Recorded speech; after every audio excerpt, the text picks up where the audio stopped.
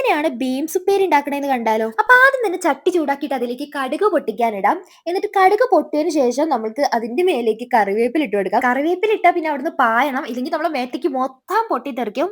അങ്ങനെ കറിവേപ്പില ഇട്ട് അതൊന്ന് വാടി വരുമ്പം നമുക്ക് നമ്മുടെ ഉപ്പേരിക്ക് അരിഞ്ഞു വെച്ചിട്ടുള്ള ബീൻസ് അതിലോട്ട് ഇട്ട് കൊടുക്കാം.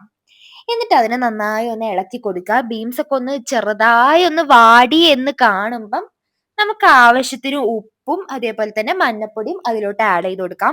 പിന്നെ ഞാൻ മുളക് യൂസ് ചെയ്യാത്തതുകൊണ്ട് തന്നെ മുളക് ഇടാറില്ല, എനിക്ക് എരി പറ്റത്തില്ല. അതുകൊണ്ട് ഞാൻ മുളക് പൊടിയാണ് ഇടുന്നത്.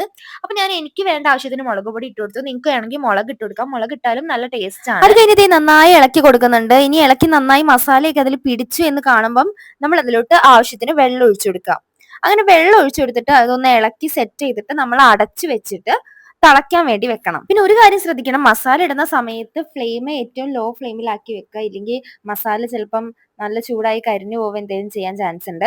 അങ്ങനെ ദേ നമ്മളെ സാധനമൊക്കെ തിളച്ചു. നമ്മൾ ഒരു 2 മിനിറ്റ് കഴിയുമ്പോൾ ഒന്ന് മൂടിയൊക്കെ തുറന്നിട്ട് ഇളക്കി കൊടുത്തിട്ട് വീണ്ടും അടച്ചു വെച്ച് വീണ്ടും 2 മിനിറ്റ് അങ്ങനെ അങ്ങനെ ചെയ്തുകൊണ്ടിരിക്കണം, ഇല്ലെങ്കിൽ പെട്ടെന്ന് വറ്റി കഴിഞ്ഞിട്ട് കരിഞ്ഞു പോകാൻ ചാൻസ് ഉണ്ട്. അങ്ങനെ ദേ മൊത്തം വറ്റി, വെള്ളമൊക്കെ വറ്റി മൊത്തം നല്ല സെറ്റായി വന്നിട്ടുണ്ട്. ഇനി നമുക്ക് ഫ്ലെയിം ഓഫ് ചെയ്തിട്ട് ചൂടോടുകൂടി ചോറിന്റെ കൂടെ കൂട്ടി കഴിക്കാം. സത്യം പറഞ്ഞാൽ ഇത് മാത്രം മതി കഴിക്കാൻ. ഞാൻ ഉണ്ടാക്കിയതുകൊണ്ട് പറയല്ല, നല്ല ടേസ്റ്റ് ഉണ്ടായിരുന്നു. അപ്പൊ നിങ്ങൾ ഇത് ട്രൈ ചെയ്ത് നോക്കുമെന്ന് വിചാരിക്കുന്നു. അപ്പൊ എന്റെ ചാനൽ ആദ്യമായിട്ട് കാണുന്നവരുണ്ടെങ്കിൽ സബ്സ്ക്രൈബ് ചെയ്യാം. ബൈ.